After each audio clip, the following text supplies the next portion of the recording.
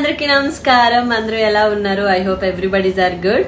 So hi guys, welcome back to our channel. So ఇప్పుడు చూసుకున్నట్లయితే మనం Keerthi Bhat Bigg Boss season 6 కంటెస్టెంటే. సో కాసేపు మాట్లాడుకుందామా అంటూ ఇన్స్టాగ్రామ్లో ఒక స్టోరీ అయితే పెట్టడం జరిగింది. అంటే టైప్ సంథింగ్ ఆస్క్ క్వశ్చన్స్ అనేవి ఉంటాయి కదా, దాని గురించి. సో వాళ్ళ ఫ్యాన్స్ ఆడియన్స్ వచ్చేసి కొన్ని క్వశ్చన్స్ అనేవి అడిగినరు.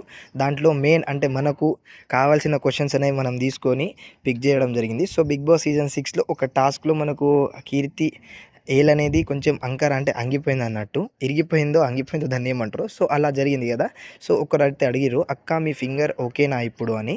సో కీర్తి రిప్లై వచ్చేసి నాట్ ఓకే, అది కరెక్ట్ అవ్వదు. ఆల్రెడీ మీరు స్క్రీన్ మీద చూడొచ్చు, ఏల్ అనేది కొంచెం బెండ్ అయ్యి ఉన్నది. సో ఇంకా బిగ్ బాస్ సీజన్ 6 అయిపోయింది, 7 కూడా అయిపోయింది, కానీ ఆ ఫింగర్ అనేది ఇంకా ఓకే అయితలేదు. సో అది అలానే ఉంటుంది అని అనుకుంటున్నాం. ఓకేనా, రైట్. మరి దీనికి రియాక్ట్ అయ్యి కీర్తి అక్క ఇట్లా చెప్పడం జరిగింది. సో నెక్స్ట్ క్వశ్చన్ వచ్చేసి, నీతోనే డ్యాన్స్కి ఎందుకు మీరు రాలేదక్క?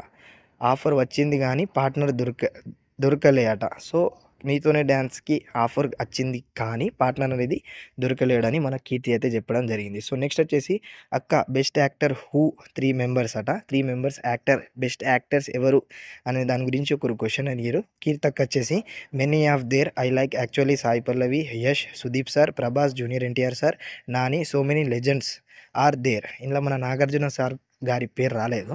సో నెక్స్ట్ తర్వాత అన్నట్టు. సో ఇక్కడ కింద కూడా so many legends are there అని మెన్షన్ కూడా చేయడం జరిగింది. సో నెక్స్ట్ చూసుకున్నట్లయితే, అక్క మీ హబ్బీ నిన్ను మీ డాడీ అండ్ మామ్ని గుర్తు రాకుండా చూసుకుంటారా అని ఎవరు అడిగిర్రు. దానికి మన కీర్తి యొక్క రిప్లై వచ్చేసి, యా హీ సో గుడ్, బాగా చూసుకుంటున్నారు, ఇట్స్ విజయ్ కార్తిక్ అని మెన్షన్ చేసి ఇలా రియాక్ట్ అవ్వడం జరిగింది. సో నెక్స్ట్ ఇక మొత్తం ఎంగేజ్మెంట్ అయిపోయిన తర్వాత లాస్ట్ ఒక పెళ్ళి ఉంటుంది కాబట్టి, సో పెళ్ళి ఎప్పుడు అక్క అని ఒకళ్ళు క్వశ్చన్ అడిగిరు.